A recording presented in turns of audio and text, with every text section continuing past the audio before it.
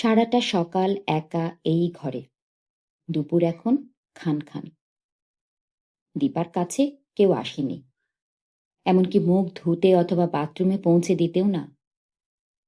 পুরো বাড়িটাই যেন মুখ হয়ে রয়েছে সেই সকাল থেকে, যখন অতুলচন্দ্রকে ওরা হাসপাতালে নিয়ে গেল। ঘরের এক কোণে চুপচাপ দাঁড়িয়েছিল দীপা। প্রথমে প্রতুলবাবু ছুটে এসেছিলেন, আর সেই সময় অতুলচন্দ্র কথা বন্ধ করেছিল। গায়ে হাত দিয়ে চমকে উঠে চোখ ঘুরিয়ে জিজ্ঞাসা করেছিলেন, কখন থেকে এমন হয়েছে? নলিনী ঠেস দিয়ে বলেছিলেন, উনি তো ঘুমে কাদা, খেয়াল করলে তো? তোমার সঙ্গে শেষ কখন কথা বলেছিল বলছো না? বাঁচখায় গলায় ঘর কেঁপে উঠল। অজান্তেই গলা থেকে স্বর বেরিয়ে এসেছিল, রাত্রে। নলিনী বললেন, শরীরের সুখ নিলেই হয় না রে ছুঁড়ি, যার কাছ থেকে নিলি তার শরীরটাকেও যত্নে রাখতে হয়। এখন কি হবে গো? ডাক্তার এলো না এখনো? প্রতুলবাবু আনাকে বলেছিলেন, চটপট কিছু একটা পরিয়ে দাও, হাসপাতালে নিয়ে যাব। ওরা ওকে হাসপাতালে নিয়ে গেল। বোধহয় এই প্রথম নলিনী ও আনাকে সঙ্গে নিয়ে হাসপাতালে গেলেন এক মাথা ঘোমটা দিয়ে। যাওয়ার আগে কেউ ডাকেনি দীপাকে। তারপর থেকে কেউ আসেও নিয়ে ঘরে। বাসি মুখ, বাথরুমের জন্য ভার হয়ে যাওয়া শরীর, আর সেই সঙ্গে খিদে বোধ হওয়া এবং মিলিয়ে যাওয়া, এই নিয়ে চুপচাপ বসেছিল দীপা। সে বুঝতে পারছিল না অতুলচন্দ্রকে নিয়ে যাওয়ার সময় ওরা ওর দিকে অমন জ্বলন্ত চোখে তাকাচ্ছিলেন কেন। অতুলচন্দ্র কি মারা যাবে? মরে গেলে তাকে বিধবা হতে হবে।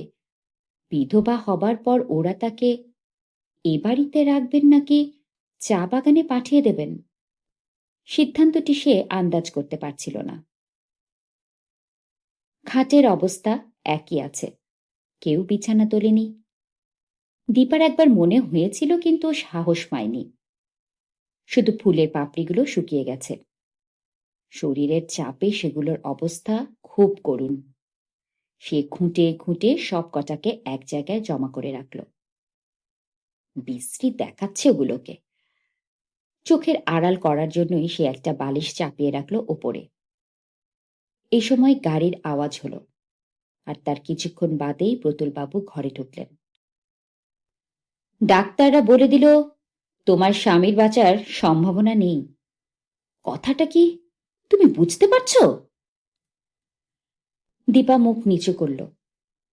প্রতুলবাবু বললেন, গত রাত্রে খোকার সঙ্গে তোমার শারীরিক সম্পর্ক হয়েছিল কিনা জবাব দাও। দীপার মুখ বুকে ঠেকল। প্রতুলবাবু আরো কিছু বলতে যাচ্ছিলেন, এই সময় আনার গলা পাওয়া গেল।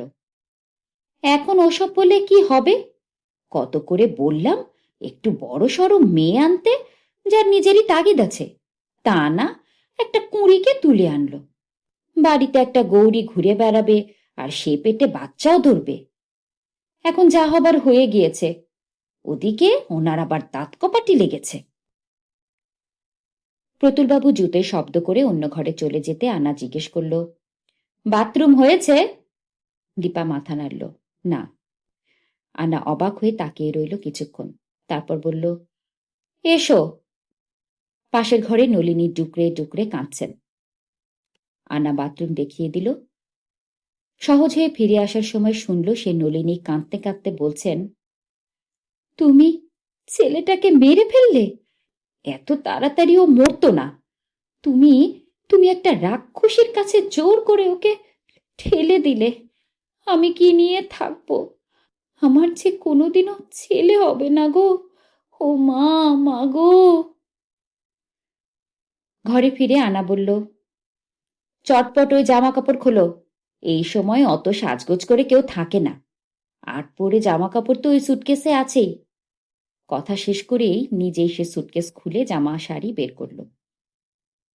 শাড়ি পরিয়ে না দিলে তো ভালো করে পরতেও পারো না। সকালে দেখি সন্দেহ হয়েছিল আমার।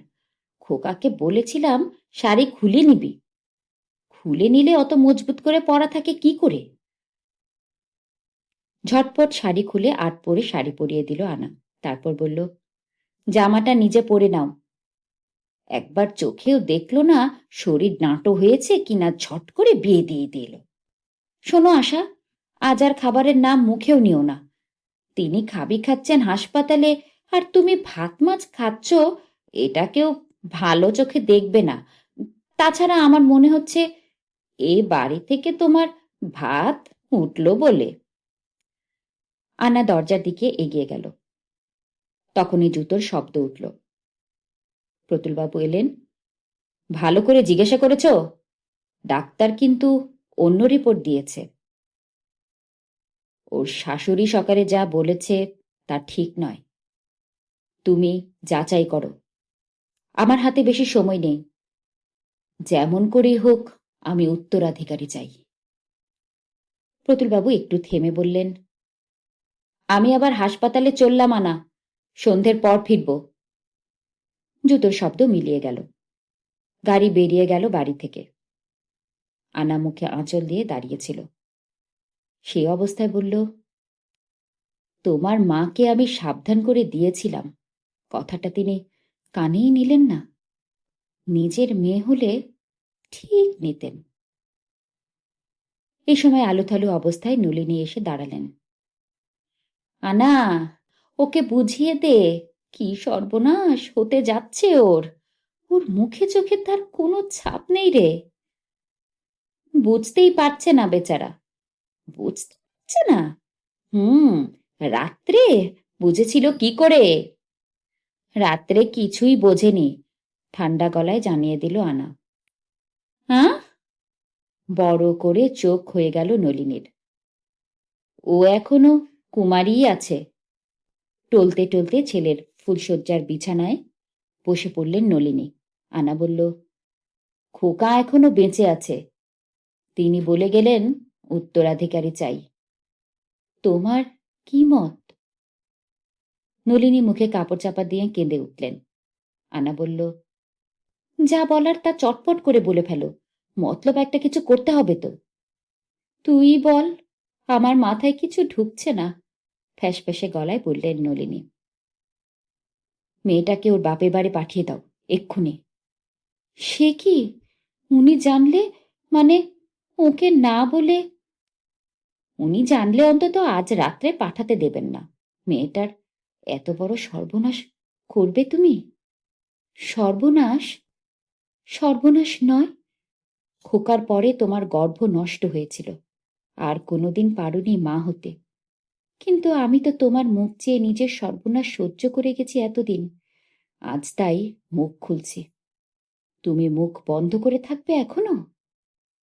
আনাকে হঠাৎ খুব উত্তেজিত দেখাচ্ছিল। তার দিকে তাকিয়ে নলিনী বললেন, বেশ, তাই কর। সুটকেসটা এক হাতে তুলে নিয়ে দীপার হাত ধরে টেনে ভেতরের বারান্দায় নিয়ে এলো আনা। কিছু লোক এপাশে ওপাশে কাজ করছে। বারান্দা থেকে এপাশে সরে এলো আনা। তার হাতের মুঠো দীপাকে ছাড়েনি। এদিকটায় বড় বড় নারকেল সুপারির গাছ। তার ভেতর দিয়ে সে প্রায় ছুটে চলল দীপাকে নিয়ে। ঘুরে ঘুরে পেছনের একটা ছোট দরজা খুলে সে পাঁচিলের বাইরে চলে এলো। এপাশ ওপাশ দেখে বলল, তুমি একা বাপের বাড়িতে যেতে পারবে? কিছু না বুঝে দীপা মাথা নাড়ল, হ্যাঁ। আনা তার মুখের দিকে তাকালো। তারপর হাত নেড়ে দূরে দাঁড়ানো একটা রিকশাকে ডেকে জামার ভেতর থেকে একটা 2 টাকার নোট বের করে দীপার হাতে দিল। এই নাও গাড়ি ভাড়া। এই রিকশাওয়ালা, জলদি একে ঘাটে নিয়ে যাও। ওঠো, বাড়িতে গিয়ে যা দেখলে সব বলো, যাও। রিকশায় উঠে পেছন দিকে যখন তাকালো দীপা, তখন ছোট দরজাটা বন্ধ হয়ে গিয়েছে। আনা নেই। 3 চাকা রিকশায় আড়ষ্ট হয়ে বসে হঠাৎ দীপার সমস্ত শরীরে কাঁটা দিল। কোনো দিন সে একা যাওয়া আসা করেনি। কবে শেষ জলপাইগুড়িতে এসেছিল তাও তার মনে নেই। যদি সে হারিয়ে যায়, শহরে নাকি আজে বাজে লোক থাকে অনেক, তারা যদি তাকে ধরে নিয়ে যায় তাহলে কোনো দিন কাউকে সে দেখতে পাবে না। সে কিছুতেই বুঝতে পারছিল না আনা কেন তাকে এভাবে বাড়ি থেকে বের করে দিল, কেন নলিনীও তাতে সম্মতি দিলেন। সে সুটকেসটা সিটের পাশে চেপে ধরে কাঁটা হয়ে বসে রইল যতক্ষণ না রিক্সাওয়ালা বলল, দিদি, ঘাট আগেয়া। কখন শহরটাকে পার হয়ে এসেছে তা টের পায়নি দীপা। রিক্সা থেকে নেমে সে বুঝতে পারছিল না কি করবে। রিক্সাওয়ালা বলল, ঘাট ওহি দিকে আছে দিদি, আমাকে এক শিখি দিন। 2 টাকা এগিয়ে দিল দীপা। লোকটা সেটাকে ভাঙিয়ে 1 টাকা করে 12 আনা ফেরত দিল। সুটকেসটা তুলতে গিয়ে দীপার মনে হচ্ছিল হাত ছিঁড়ে যাবে। ঘাটের দিকে কোনো মতে এগিয়ে গেল সে। এর মধ্যে অনেকেরই নজর পড়ছে তার উপর। যে কেউ এক নজরে ভেবে নিতে পারছে তার সবে বিয়ে হয়েছে এবং সঙ্গে কেউ নেই বুঝে বিস্মিতও হচ্ছে। দীপা দেখল সবাই একটা ছোট কাঠের ঘর থেকে টিকিট কিনে নৌকায় উঠছে। সুটকেস রেখে সে 2 আনা দিয়ে টিকিট কিনে আনল। বিয়ের রাত্রে দুটো নদী পার হতে হয়েছিল তাদের। প্রায় হিঁচড়ে হিঁচড়ে সুটকেসটাকে টেনে নৌকায় উঠল সে। প্রচুর লোকজন উঠেছে। তারা সবাই এখন দীপাকে দেখছে। দীপা জলের দিকে তাকিয়ে বসে রইল। সে ঠিক যাচ্ছে তো?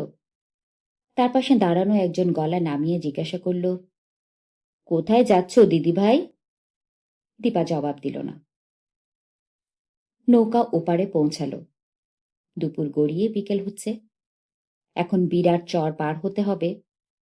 পঙ্কিরাজ ট্যাক্সিগুলো চিৎকার করে লোক ডাকছে। যারা এই পয়সা খরচ করতে চায় না তারা হন্টন দিয়েছে। কাশ গাছ আর বাড়িয়াড়ি ভেঙে বার্নিশের কাছে পৌঁছে আবার নৌকায় চাপবে তারা। দেখতে দেখতে জায়গাটা ফাঁকা হয়ে গেল। দীপার খুব কান্না পাচ্ছিল। সে এখন কি করবে? সুটকেস বয়ে নিয়ে যেতে পারবে না সে।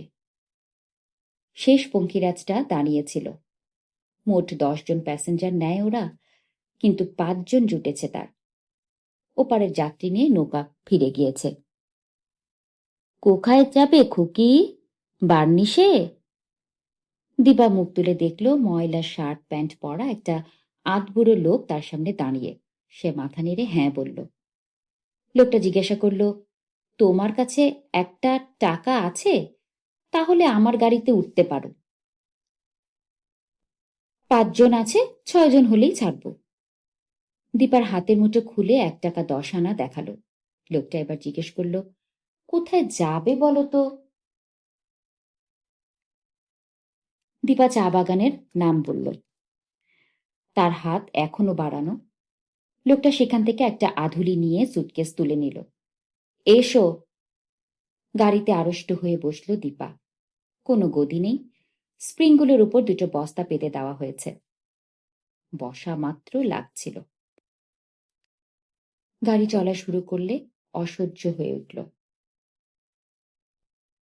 দীপার পাশে বসা লোকটা বলল, একটু রবার লাগাতে পারো না ভাই? পাছাটা তো গেল। গাড়িটা থেমে গিয়েছিল, স্টার্ট নিচ্ছিল না।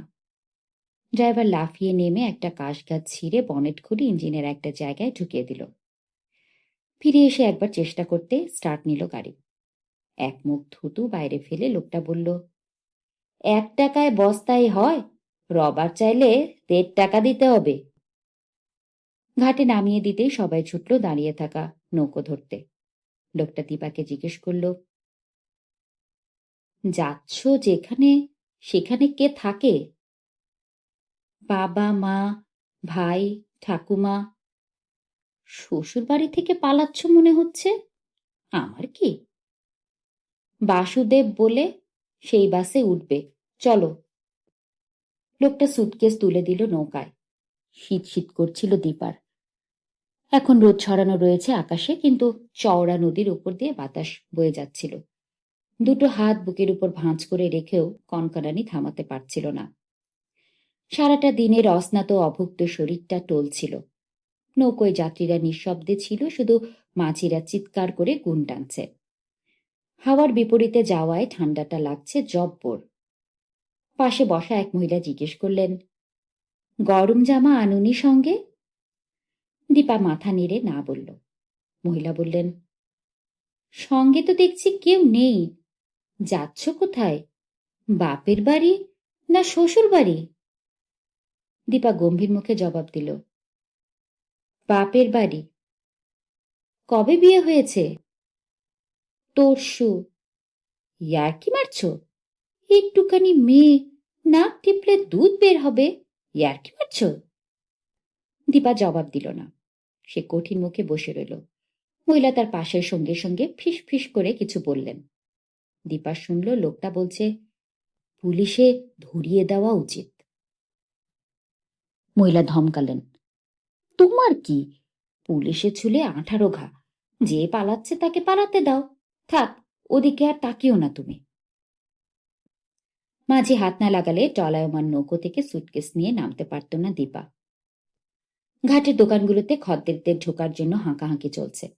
পরশু রাত্রে এই ঘাটে ওরা জোড়া নৌকাতে উঠেছিল। তখন অন্ধকারে কিছুই নজরে আসেনি। এখন দেখল গোটা 5 বাস দাঁড়িয়ে। কন্ডাক্টর খালাসিরা চিৎকার করে যাত্রী ডাকছে। শহরে যাওয়ার যাত্রীতে ভরে গেল নৌকো। বাসুদেব বাসটা কোথায়?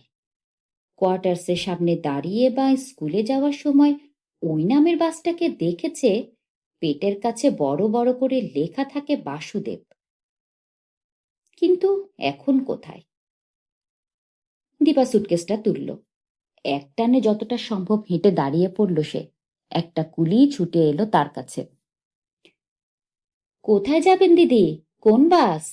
দীপা জবাব দিল, বাসুদেব। দেন আমারে 2 আনা দিবেন। আসেন জলদি, বাস ছাড়বার টাইম হইছে। দীপা দেখল লোকটা অবলীলায় সুটকেস তুলে দৌড়াতে লাগলো। বালির ওপর দিয়ে শাড়ি পরে হাঁটতে অসুবিধে হচ্ছিল। চটিতে বালি ঢুকে যাচ্ছে, কাপড়ে টান পড়ছে। সে দেখল চারপাশের লোকজন মায় খাবারের দোকানের বেঞ্চিতে বসেও সবাই তার দিকে হাঁ করে দেখছে। এবং তখনই তার খেয়াল হলো বাঁ হাতের মুঠোয় ঘোমটার আঁচল ধরা আছে। সেই যে ফুলশয্যার ঘরে ঘোমটা দিয়ে আঁচল ধরেছিল, আর তা খোলা হয়নি। এতক্ষণ মনেও ছিল না। সে চট করে হাত নামাতেই ঘোমটা সবল এবং কানে ঠান্ডা হাওয়া লাগলো। সঙ্গে সঙ্গে আবার ঘোমটার প্রান্ত মুঠোয় ধরল দীপা। যে যাই ভাবুক, এতে তার ঠান্ডা কম লাগবে। খালাসিটা সুটকেস বাসের মাথায় তুলে দিচ্ছে। দীপা বাসুদেব লেখাটা দেখতে পেল। সঙ্গে সঙ্গে এতক্ষণ যে উদ্বেগ বুকের বাজরায় ভার বাড়াচ্ছিল, সেটা উধাও হয়ে গেল। এই বাস রোজ তাদের কোয়ার্টার্সের সামনে দিয়ে যাওয়া আসা করে। তখন সে ঠিকঠাক পৌঁছে যাবে। লোকটাকে 2 আনা দেওয়ার পর হাতে 1 টাকা রইল। গাড়ি ভাড়া কত? দীপার গলা শুকিয়ে গেল। 1 টাকায় হয়ে যাবে? মনে পড়ল ট্যাক্সিওয়ালা ভাড়া চেয়েছিল 1 টাকা, কিন্তু তার হাত থেকে নিয়েছিল 8 আনা। ওপর থেকে নেমে এসে খালাসিটা ধমকালো, এখানে দাঁড়িয়ে আছেন কেন? গাড়িতে উঠুন। কোথায় নামবেন? দীপা চা বাগানের নাম বলল। খালাসি বলল, উঠুন জলদি, লেডিস সিটে বসে পড়ুন, গাড়ি এখনই ছাড়বে। সারি সামলে বাসের সিঁড়ি ভাঙতে বেশ কসরত করতে হলো। খুব ভিড় নেই। লেডিস লেখা একটা খালি সিটে বসে পড়ল সে, এবং তার কিছুক্ষণ বাদেই ঝিমুনি এলো। বাস যখন চলতে শুরু করলো, যখন ঠান্ডার কামড় আরো বাড়ল, যখন রোদ্দুর টুপ করে সরে গিয়েই অন্ধকার নামলো ময়নাগুড়ির ওপর, তখন কন্ডাক্টর এসে দীপার পাশে জানলা বন্ধ করে দিল। দীপা চোখ মেলল। তার খুব কাঁপুনি আসছিল। ঠোঁট শুকনো, গলার ভেতরটা শুকিয়ে যাচ্ছে। তার 2 হাঁটু কাঁপছিল। সে ঝাপসা দেখল। কন্ডাক্টর একটু ঝুঁকে জিজ্ঞেস করল, কোথায় যাবেন? দীপার ঠোঁটে হাসি ফুটল। কি আশ্চর্য, আজ সবাই তাকে আপনি বলছে কেন? সে কি 2 দিনে এত বড় হয়ে গেল?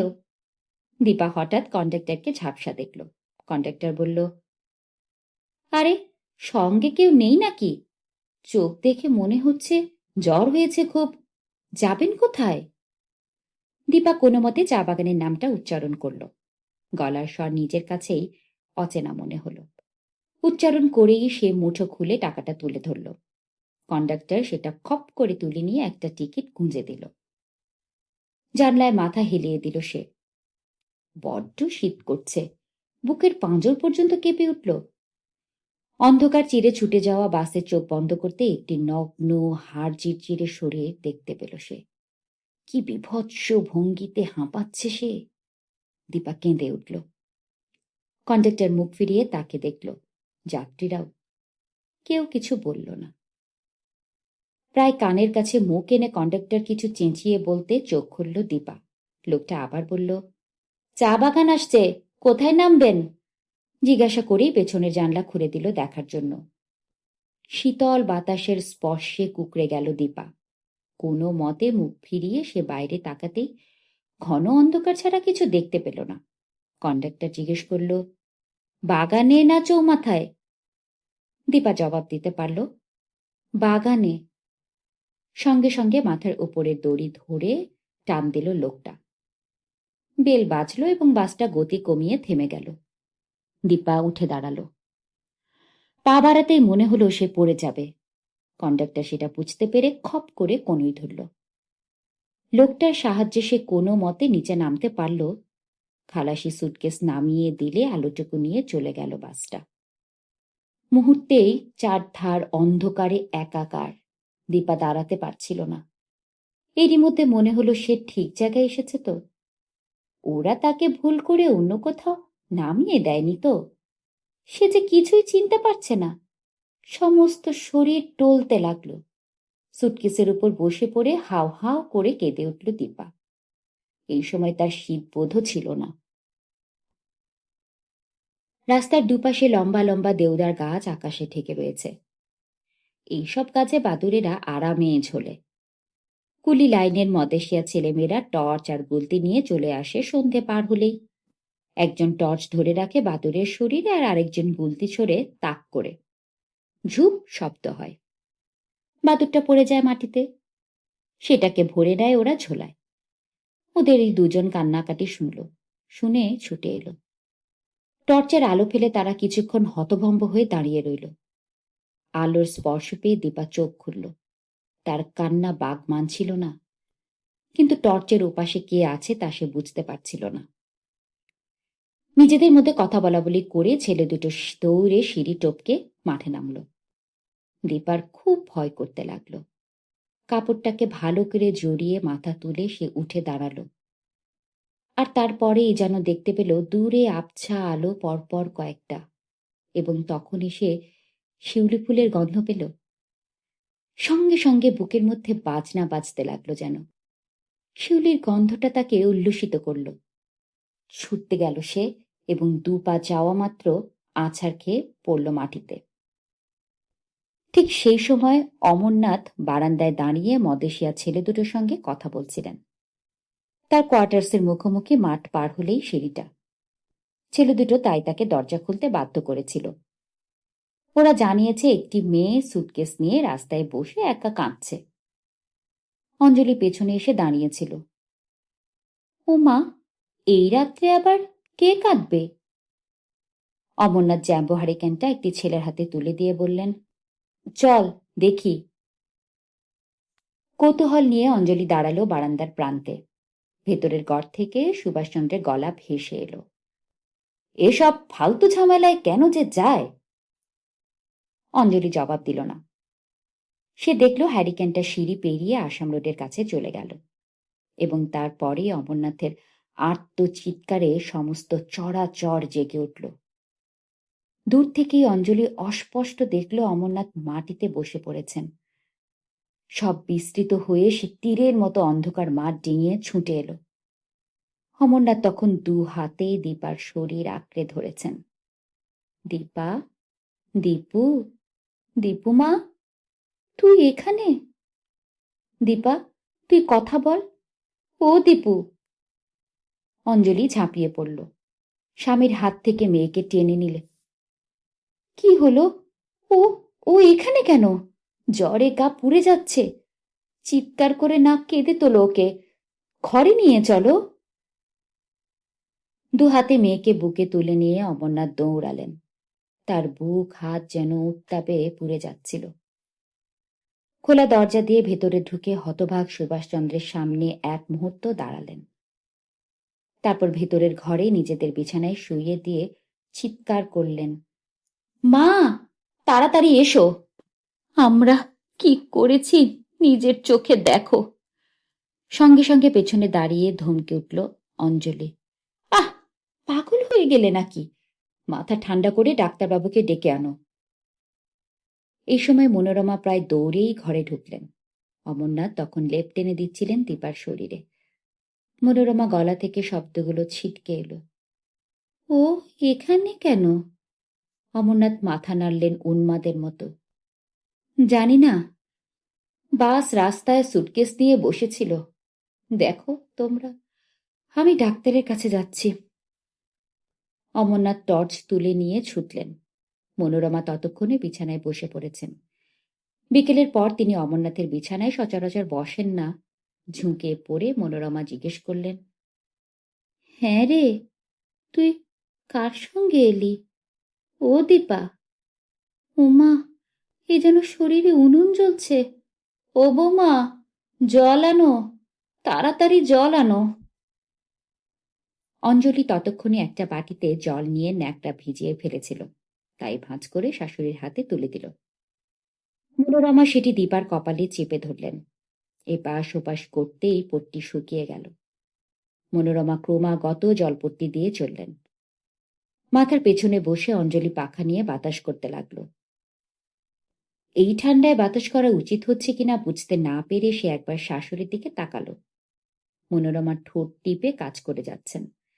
তার মুখ এখন কঠিন দেখাচ্ছে। ছোট দুই ছেলে দূরে আলোয়ান গায়ে চুপচাপ দাঁড়িয়ে দৃশ্যটি দেখছে। এমনকি উঠোনের বারান্দায় দরজায় বুধুয়া কখন এসে কাঠ হয়ে দাঁড়িয়ে আছে।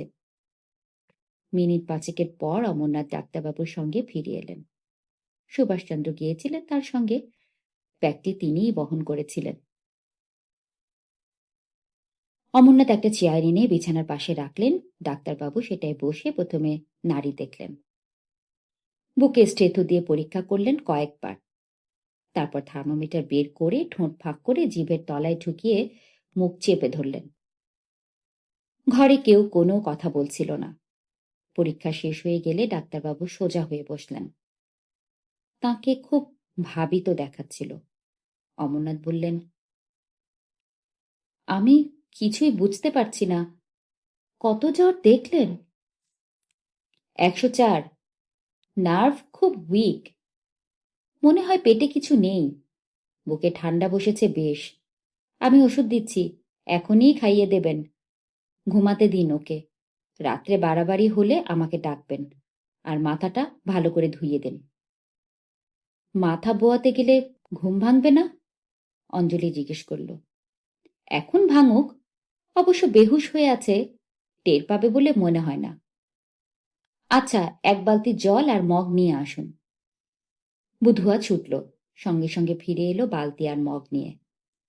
তোয়ালে গলায় চেপে ডাক্তারবাবু নিজের হাতে মাথা ধুইয়ে দিলেন। অঞ্জলি মুছিয়ে দিচ্ছেন যখন, তখন ডাক্তারবাবু বললেন, মনে হচ্ছে মেয়েটার উপর দিয়ে বিরাট ঝড় বয়ে গিয়েছে। শুধু ঠান্ডা লেগে জ্বর এলে নার্ভ এত উইক হয় না। একজন কেউ আসুন, আমি ওষুধ দিয়ে দিচ্ছি। ডাক্তারবাবু চলে গেলেন। অমরনাথ তাকে অনুসরণ করলেন। শীতের রাতটা কেটে গেল। সুভাষচন্দ্রকে জোর করে ঘুমাতে পাঠিয়েছিল অঞ্জলি। এক ফাঁকে তাকে খাবারও এনে দিয়েছিল সে। কিন্তু বাকি তিনজনের খাওয়া তো দূরের কথা, কেউ বিছানায় শরীরও এলাতে পারেনি। ডাক্তারবাবু অমরনাথকে বলে দিয়েছিলেন ঘুম না ভাঙিয়ে 2 ঘন্টা পর পর জ্বর দেখে লিখে রাখতে, ঘড়ির কাঁটা ধরে ওষুধ খাওয়াতে। এসবই ঠিকঠাক চলছিল। এখন এবারই চারপাশে বিয়ের গন্ধ ছড়ানো রয়েছে। এখনো 3 দিন আগে যাকে ঘিরে সবাই হইচই করেছে, শঙ্খ বেজেছে, খাওয়া দাওয়া নিয়ে হাঁকাহাঁকি হয়েছে, সে প্রায় অসাড় হয়ে পড়ে আছে বিছানায়। 104 ছাড়িয়ে যখন থার্মোমিটারের কাঁটা উঠল, তখন মনোরমা কথা বলেছিলেন। ডাক্তারকে খবর দাও, আমার ভালো ঠেকছে না। শরীর গরম অথচ হাত পায়ের তলা ঠান্ডা হয়ে যাচ্ছে। 3 রাতেই মেয়েটা একেবারে শেষ হয়ে গেল। মধ্যরাত্রে অমরনাথ শাল মুড়ি দিয়ে আবার ডাক্তারবাবুর বাড়িতে দৌড়ে গিয়েছিলেন। জ্বর বেড়েছে শুনে ভদ্রলোক ছুটে এসেছিলেন বিছানা ছেড়ে। দ্বিধা সরিয়ে রেখে ইঞ্জেকশন দিয়েছিলেন। ৮ ঘন্টা বাদে জ্বর ৩.৫ নামতে বলেছিলেন, ৩ জন একসঙ্গে রাত জাগলে রোগীর সেবাটা করবে কে? পালা করে ঘুমিয়ে নিন। কথাটা কারো কানে ঢোকেনি। বাইরের ঘরে বসে সিগারেট ধরিয়েছিলেন ডাক্তারবাবু। তারপর আচমকা প্রশ্ন করেছিলেন, ওর ফুলশয্যা যেন কবে ছিল? গত রাত্রে। হুম। কি হয়েছিল কিছুই বুঝতে পারছেন না? না, আমি সকালে কাল জলপাইগুড়িতে যাব। একটা কথা, আপনার মেয়ের পিরিয়ড শুরু হয়েছে? হ্যাঁ। মনে হচ্ছে ওর উপর একটা সেক্স অ্যাটেম্প্ট হয়েছিল। ঠান্ডা যতটা নয়, মনের উপর চাপ বেশি, খুব বেশি। নার্ভ মনে হচ্ছে শ্যাটার্ড। অবশ্য এসবই আমার অনুমান, এর উপর ভিত্তি করে কিছু করা যায় না। ওর সেন্স না এলে বোঝাও যাবে না। একজন বিয়ে হচ্ছে না বলে আত্মহত্যা করতে গিয়েছিল, আর আরেকজনকে বিয়ে দিয়ে হত্যা করা হচ্ছিল। অদ্ভুত জীবন। চলি। অমরনাথ চুপচাপ দাঁড়িয়ে রইলেন। টর্চ জেলে অন্ধকার কাটতে কাটতে ডাক্তারবাবু চলে গেলেন। বিয়ে দিয়ে হত্যা করা হচ্ছিল। হঠাৎ ভেতর থেকে একটা কাঁপুনি এবং সেই সঙ্গে বুক মুচড়ে একটা কান্না ছিটকে এলো গলায়। প্রাণপণে শব্দটাকে চাপতে চেষ্টা করলেন অমরনাথ। তিনিই হত্যাকারী। যে মেয়ে ধূপগুড়ি পর্যন্ত একা কখনো যায়নি, সে অত বড় সুটকেস নিয়ে জলপাইগুড়ি থেকে একা এলো কি করে? অসুখটা নিশ্চয়ই এখানে নামার পর হয়নি। প্রতুলবাবুও তার পুত্রবধূকে ছাড়লেন কি করে? এই সময় অঞ্জলি তার পাশে এসে দাঁড়ালো। বাইরের দরজাটাও এখনো খোলা। দ্রুত বন্ধ করে অঞ্জলি স্বামীর মুখের দিকে তাকিয়ে বলল, বাড়িতে আরেকটা রোগী বাড়িয়ে তোমার কি লাভ বলতে পারো? তুমি শুয়ে পড়ো, ওদের বিছানায় গিয়ে যাও, আমরা যাচ্ছি। কিন্তু অমরনাথ কথা শোনেননি। সকাল হলো। হয়তো ডাক্তারবাবুর বাড়ি থেকে খবরটা ছড়িয়েছে চা বাগানে। প্রথমে এলেন বড়বাবুর বাবা তেজেন্দ্র, তারপর একে একে সবাই। শুধু পাতিবাবু বা মালবাবুর বাড়ির লোকজনের অবশ্য আসার মতন অবস্থা ছিল না। প্রত্যেকের কৌতূহল, মেয়েটা কেন ফুলশয্যার পরের রাত্রে একা ফিরে এলো। অমরনাথ যতই বলেন তিনি কিছুই জানেন না, তবু তেজেন্দ্রর কৌতূহল শেষ হয় না। তিনি বললেন, আগে এমন হতো শুনেছি, ফুলশয্যায় স্বামীর চেহারা দেখে কচি বউ পরের দিন ধান খেতে লুকিয়ে বসে থাকত। সেরকম ঘটনা কিনা বলতে পারো? নবনী অফিসে যাওয়ার আগে সাত সকালেই খবর পেয়ে এসেছিল। এবার না বলে পারল না। কিছু মনে করবেন না, আপনি কিন্তু সীমারেখা অতিক্রম করছেন। তেজেন্দ্র হতভম্ব। কি? তুমি তুমি আমাকে বললে এ কথা? না বলে পারলাম না। কি আস্পর্ধা! সেদিনের ছেলে, সবে এই বাগানে এসেছ, যেখানে দাঁড়িয়ে আছো সেই জায়গাটাকে আমি তৈরি হইতে দেখেছি, জানো তুমি? আমাকে সীমা দেখাচ্ছ? নবনী বিচলিত না হয়ে বলল, জন্মদাতাও যখন অপ্রকৃতস্থ হন, তখন তাকে সতর্ক করে দেওয়াই দরকার। অমরদা, আপনার পক্ষে তো আজ যাওয়া সম্ভব নয়, আমি সাহেবকে বলে দেব। তবে বাইরের লোকের এত ভিড়ও কিন্তু ঠিক নয়। বুঝতেই পারছেন সবাই, কাল সারা রাত এদের উপর ঝড় বয়ে গিয়েছে। যান, সবাই এখন এখান থেকে যান। কথাগুলো বলে সে আর দাঁড়ালো না, সাইকেলে চেপে ফ্যাক্টরির দিকে চলে গেল। ভিড়টা এর পরপরই কমতে আরম্ভ করলো। এমনকি তেজেন্দ্রও গজগজ করতে করতে নিজেদের কোয়ার্টার্সে ফিরে গেলেন। ঘরে ঢুকে অমরনাথ দেখলেন অঞ্জলি নেই। তার জায়গায় সুভাষচন্দ্র বসেছেন। সারা রাত ঘুমিয়ে এখন সুভাষচন্দ্রকে তরতাজা দেখাচ্ছে। মনোরমা পাথরের মতো বসে আছেন দীপার পায়ের পাশে। অমরনাথ বললেন, মা, এবার তুমি ওঠো। সারা রাত একভাবে বসে আছো, শরীর খারাপ হয়ে গেলে। সুভাষচন্দ্র বললেন, হ্যাঁ, আপনি যান, জ্বর তো কমে এসেছে। মনোরমা গম্ভীর স্বরে বললেন, ওর সঙ্গে কথা না বলে আমি কোথাও যাব না। অমরনাথ অসহায়ের মতো সুভাষচন্দ্রের দিকে তাকালেন। সুভাষচন্দ্র বললেন, বাড়িতেই তো আছো, কথা তো বলতেই পারবেন, কিন্তু ওর জ্ঞান কখন ফিরে আসবে, কথা বলার মতন জোর কতক্ষণে হবে, তার তো ঠিক নেই। এ ব্যাপারে কথা বাড়িও না। কাল রাত্রে ঠাকুরের কাছে প্রতিজ্ঞা করেছি, যতক্ষণ ওর মুখে কথা না শুনবো ততক্ষণ এখান থেকে উঠব না। সুভাষচন্দ্র অবাক হয়ে জিজ্ঞেস করেন, কিন্তু আপনি ক্রলে টলে যাবেন তো? ওটা আমাকে বুঝতে দাও। অমর, ডাক্তারবাবু কি সকালে আসবেন বলেছেন? হ্যাঁ মা।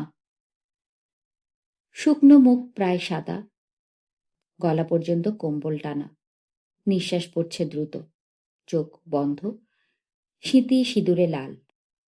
মনোরমা এক দৃষ্টিতে তাকিয়েছিলেন। এখন অঞ্জলি তার পাশে বসা। অমরনাথকে জোর করে শুতে পাঠানো হয়েছে ডাক্তার চলে যাওয়ার পর। ভদ্রলোক নারী দেখেছেন, ঘুম ভাঙাননি। বলেছেন, যতক্ষণ ঘুমাতে পারে ঘুমিয়ে নিক, ঘুম ভাঙলে একটু গরম দুধ আর বিস্কিট দেবেন। খেতে চাইবে না, তবু যেটুকু পারেন খাওয়াবেন। আর আজ কোনো প্রশ্ন করবেন না, কিছু জানতে চাইবেন না। অঞ্জলি বলল, মা আপনি সত্যি উঠবেন না? মনোরমা মাথা নাড়লেন। মানত করেছি বৌমা। একটু ইতস্তত করে অঞ্জলি বলল, ও আজ জলপাইগুড়িতে যেতে চাইছে। মনোরমা বললেন, কেন? অঞ্জলি জবাব দিল, কি ঘটেছিল তা জানতে। মেয়েকে তো বিশ্বাস নেই, যার ডান পিটে। হয়তো শরীর খারাপ করতেই এখানকার কথা মনে এসেছিল, আর তাই কাউকে না বলে চলে এসেছে। আমার তো এরকমটাই মনে হচ্ছে। তাহলে সুটকেস আনতে যাবে কেন? না, অমরনাথের যাওয়ার দরকার নেই। তুমি বরং ওকে বলো চিঠি লিখে কাউকে দিয়ে পাঠিয়ে দিতে।